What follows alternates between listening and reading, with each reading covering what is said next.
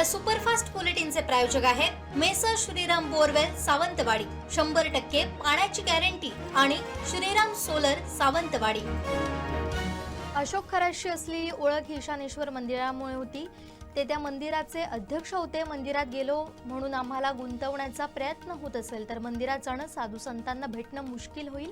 आमची नावं त्यात गुंतवायची हा विरोधकांचा फक्त एक डाव असल्याचं मत आमदार दीपक केसरकर यांनी व्यक्त केलंय। शेअर ट्रेडिंग मार्केटमधील कोट्यवधींच्या घोटाळ्यातील मुख्य संशयित सागर कारवडेकर याच्या सावंतवाडीतील आलिशान बंगल्यात दाखल होत ठाणे क्राईम ब्रँचच्या विशेष पथकानं पंचनामा करत मालमत्ता जप्त केली आहे। खरात प्रकरणी आमदार दीपक केसरकर यांच्या राजीनाम्याच्या मागणीसाठी सावंतवाडी ठाकरे शिवसेनेनं मोर्चा काढत प्रांताधिकारी कार्यालयात निवेदन दिलंय। केसरकर यांच्यामुळे सावंतवाडीची बदनामी झाल्याचा आरोप करत त्यांनी राजीनामा द्यावा अशी मागणी विधानसभा प्रमुख रुपेश रावळे यांनी केली आहे। व्यावसायिक गॅस पुरवठ्याबाबत पालकमंत्री नितेश राणे यांच्या अध्यक्षतेखाली तीनही कंपन्यांच्या समन्वयकांची तसेच जिल्ह्यातील हॉटेल आणि व्यापारी संघटनांच्या प्रतिनिधींची आढावा बैठक पार पडली। सावंतवाडी नगर परिषदेच्या सभेत मंगळवारी अत्यंत महत्त्वाचा आणि कामगार हिताचा निर्णय एकमतानं मंजूर करण्यात आला। सफाई कामगारांच्या 22 वारसांना नगर परिषदेच्या आस्थापनेवर अनुकंपा तत्वावर नेमणूक देण्यात येणार आहे। कुडातील सिंधू सरसमध्ये जिल्हाधिकारी तृप्ती धोडमिसे यांनी केवळ उपस्थितीच दर्शवली नाही तर चक्क व्यासपीठावर येऊन नृत्याचा आनंद लुटला। चिमणी पाखरे डान्स अकॅडमीच्या चिमुकल्या कलाकारांसोबत त्यांनी केलेल्या नृत्यानं उपस्थित प्रेक्षकांची मनं जिंकली। सावंतवाडी शहराच्या सीमेवर मोरडोंगरी भागात नळपाणी योजनेचं काम सुरू असताना गॅस पाईपलाईन फुटली। त्यामुळे मोठ्या प्रमाणात गॅस बाहेर पडला, मात्र नॅचरल गॅस असल्यानं धोका नसल्याचं ठेकेदारानं सांगितलंय। सावंतवाडी नगर परिषदेत ठेकेदारीची दुकानं चालवत असल्याचा गंभीर आरोप काँग्रेसचे नगरसेवक तौकीर शेख यांनी केलाय। नगर परिषदेच्या टेंडरबाबत ठेकेदारांचा ग्रुप असून गौरव जाधव यांनी विलास जाधव यांना विचारूनच टेंडर भरा असा मेसेज केलाय। हे विलास जाधव कोण आहेत असा सवाल नगरसेवक तौकीर शेख यांनी केलाय। सर्वसाधारण सभेत त्यांनी चॅटचे पुरावे दिले। मालवण बंदर जेटी ते दांडेश्वर मंदिर या किनाऱ्यावर वॉटर स्पोर्ट्स व्यवसायाची आणखी क्षमता नसताना एका बाहेरील व्यावसायिकाकडून अनधिकृतपणे पॅरासेलिंग व्यवसाय सुरू करण्यात आलाय। त्यात स्थानिक जलक्रीडा व्यावसायिकांनी तीव्र विरोध दर्शवत बंदर विभागाला याबाबत जाब विचारलाय। सावंतवाडी नगरपालिकेच्या सर्वसाधारण सभेच्या सुरुवातीला जोरदार गदारोळ पाहायला मिळाला।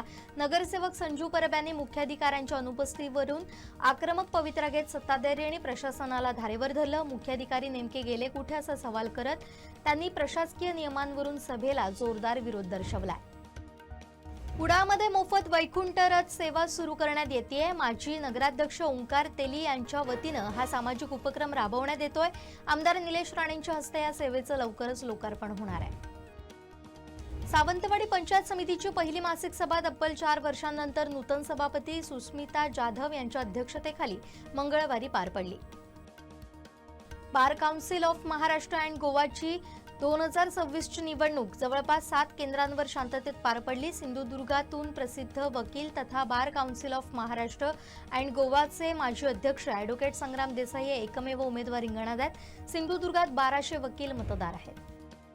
गॅस सिलेंडरचा तुटवडा असतानाच कुडा तालुक्यात बायोगॅस हा एक उत्तम पर्याय म्हणून समोर येतोय। 2025-26 या आर्थिक वर्षात तालुक्यात 22 बायोगॅस संयंत्रांचं काम यशस्वीरित्या पूर्ण झालंय। त्यामध्ये भगीरथ प्रतिष्ठानचं योगदान मोलाचं ठरलंय। सावंतवाडी जाधववाडी येथील रहिवासी 78 वर्षांच्या नारायण जाधव यांनी हृदयरोग आणि मधुमेह या व्याधींना कंटाळून मंगळवारी सकाळी राहत्या घरी गळफास लावून आत्महत्या केली।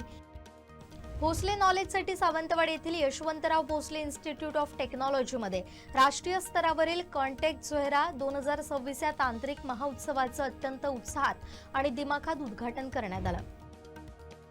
पालकमंत्री नितेश राणे यांच्या संकल्पनेतून सावंतवाडीत मेगा मेडिकल स्पेशालिटी तपासणी शिबिराचं आयोजन करण्यात आलं होतं। हे शिबिर आता दर 3 महिन्यांनी घेण्यात येणार आहे। यात इतर जिल्ह्यातून स्पेशालिस्ट आणि सुपर स्पेशालिस्ट डॉक्टर उपलब्ध करून देण्यात आले। पंचायत समितीच्या चिपळूण शिक्षण विभाग कार्यालयावर तब्बल 2 वर्षांचं वीज बिल थकल्यानं महावितरणनं थेट वीज कनेक्शन तोडण्याची कारवाई केली। सुमारे 95,000 रुपयांची थकबाकी असल्यामुळे दुपारी ही कारवाई करण्यात आली। संगमेश्वर तालुक्यातील कडवई बाजारपेठेत रविवारी सकाळी तलवारी आणि लोखंडी रॉडनं दहशतीचा नंगानाच घालणाऱ्या टोळीच्या मुसक्या आवळण्यात पोलिसांना यश आलं. भरवस्तीत आलिशान कारची तोडफोड करणाऱ्या मुख्य आरोपीसह त्याच्या पत्नीलाही पोलिसांनी बेड्या ठोकल्यात. न्यायालयानं या तिन्ही आरोपींना 24 मार्चपर्यंत पोलीस कोठडी सुनावली आहे.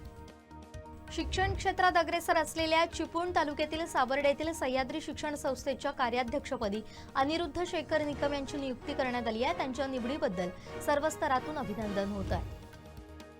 गोवा सरकारच्या अखत्यारीतील कदंब परिवहन महामंडळ येथील कर्मचारी आक्रमक झालेत.